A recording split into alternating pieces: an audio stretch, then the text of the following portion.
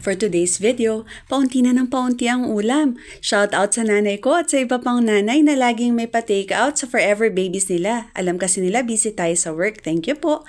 Naunahan ko ang alarm ko today kaya may time ako mag-blower. Nag-enjoy ako sa gantong hairstyle kasi ang tipid na sa shampoo. Wash and wear pa.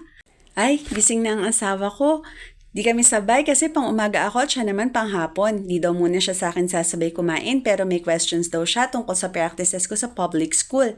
Sabi niya, ano bang gagawin ko sa mga makakulit na bata? Sabi ko, edi kulitin mo rin. Basta wag mong sasaktan sa isip, sa salita at sa gawa, safe ka na dyan. Kung makulit pa rin, sabihin sa parents. Kung wala pa rin, chill ka na lang. Sila nga chill lang eh. Para fair, wag ka rin masyadong magpa-stress. Teaching is stressful enough, wag mo na dagdagan. Gets? Makalis na nga, parang wala naman akong naitulong. Magmask ka mamaya kasi poor ang air quality sa QC. Bye! Yan, muulan pa. Carousel tayo muna today. Medyo mahaba rin ang biyahe kaya laging mag-pray at mag-ingat. Pagdating sa school, wala pa ring bata.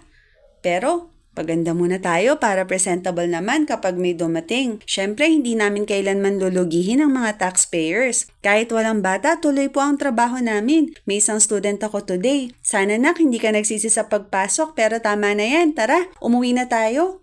Maglalaba pa si teacher.